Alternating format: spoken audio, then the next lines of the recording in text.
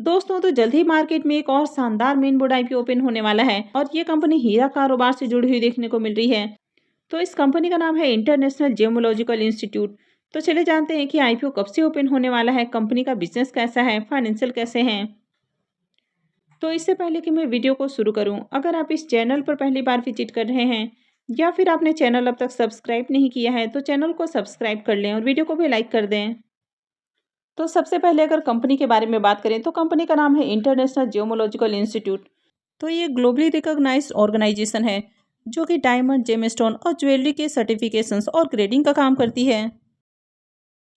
तो जब भी आप अलग अलग तरह के ज्वेलरी खरीदते हैं, जैसे कि गोल्ड की है, डायमंड की है या फिर किसी जेमस्टोन की ज्वेलरी है या जेमस्टोन वगैरह है, तो हमेशा आपको एक सर्टिफिकेट मिलता है जिसमें उनकी जो प्योरिटी है तो उनको सर्टिफाइड किया जाता है कि जेमस्टोन प्योर है या फिर नहीं है, डायमंड किस कैरेट का है, गोल्ड किस कैरेट का है। तो किसी भी जेम्स और डायमंड का जो प्योरिटी है वो उसके कलर, कट, क्लियरिटी और उसका जो कैरेट वेट होता है तो उसके हिसाब से तय किया जाता है। तो ये जो कंपनी है ये अलग अलग तरह के जो भी आपको ज्वेलरी, जेमस्टोन वगैरह देखने को मिल जाते हैं तो उनको सर्टिफाइड करने का काम करती है। और ये जो कंपनी है ये काफ़ी अलग अलग तरह के एजुकेशन से रिलेटेड कोर्सेज भी आपको ऑफर करती हुई देखने को मिल जाती है। तो इस कंपनी के काफ़ी अलग अलग तरह के एजुकेशन कोर्सेज भी देखने को मिल जाते हैं, यानी कि कंपनी सिखाने का भी काम करती है, जहाँ पर सिखाया जाता है कि किसी भी जेम्स या ज्वेलरी को किस तरह से सर्टिफाइड करना है। तो कंपनी के अगर बिजनेस को देखें तो कंपनी का बिजनेस शानदार देखने को मिल रहा है। अब यहाँ पर कंपनी के फाइनेंशियल को देखें तो फाइनेंशियल 21, 22, 23 3 सालों का कंप्लीट फाइनेंशियल है और फाइनेंशियल 24 के 2 क्वार्टर का ही फाइनेंशियल देखने को मिल रहा है। तो अभी तक पूरे फाइनेंशियल अपडेट नहीं किए गए हैं। कंपनी के एसेट को देखें तो फाइनेंशियल 21 में कंपनी का एसेट 319 करोड़, फाइनेंशियल 22 में 409 करोड़, फाइनेंशियल 23 में बढ़ के 603 करोड़ और फाइनेंशियल 24 के 2 क्वार्टर में देखें तो 775 करोड़ का एसेट है। कंपनी के अगर रेवेन्यू को भी देखें तो ईयर ऑन ईयर कंपनी का रेवेन्यू भी इंक्रीज होते हुए देखने को मिला है। तो फाइनेंशियल 21 में कंपनी का रेवेन्यू जहां 374 करोड़ है, फाइनेंशियल 22 में बढ़ के 499 करोड़, फाइनेंशियल 23 में 648 करोड़ और फाइनेंशियल 24 के 2 क्वार्टर में 619 करोड़ का रेवेन्यू है।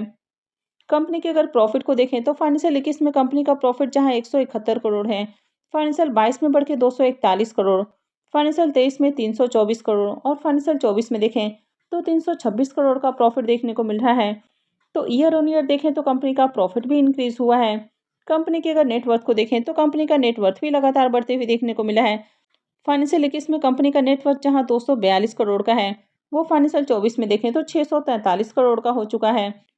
अब कंपनी के अगर रिजर्व को देखें तो अभी इसका जो करेंट रिजर्व है वो आपको देखने को नहीं मिल रहा है और कंपनी के बोरोइंग्स को भी मेंशन नहीं किया गया है। तो यहाँ पर अगर ओवरऑल फाइनेंशियल को देखें तो कंपनी के फाइनेंशियल अपडेट नहीं किए गए हैं। तो जैसे इसकी पूरी अपडेट आती है तो मैं भी आपको अपडेट कर दूंगी। तो आईपीओ की अगर डिटेल्स को देखें तो ये जो आईपीओ है ये 13 दिसंबर से ओपन होने वाला है और ये 17 दिसंबर को क्लोज होगा। आईपीओ में फेस वैल्यू 2 रुपये पर शेयर है।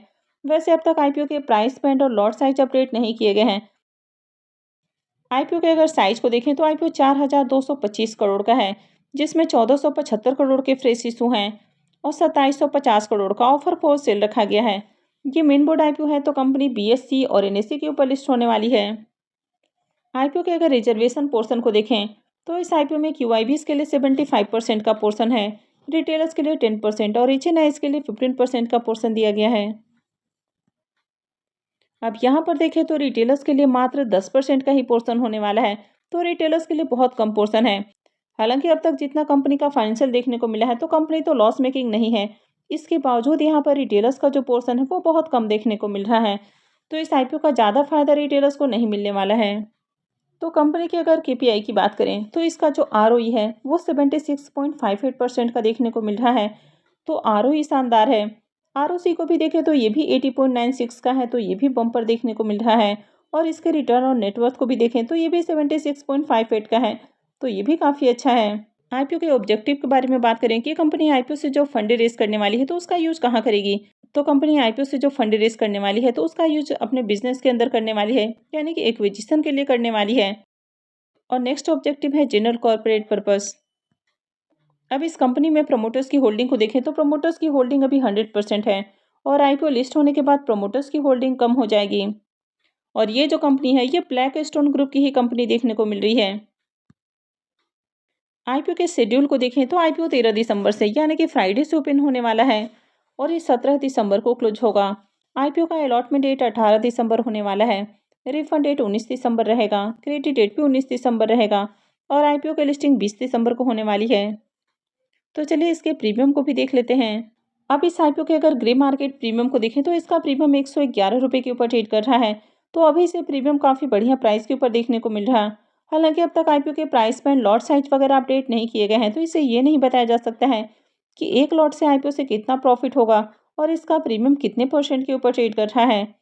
तो जैसे इसे जुड़ी हुई बाकी की अपडेट भी सामने आती है तो मैं भी आपको अपडेट कर दूंगी।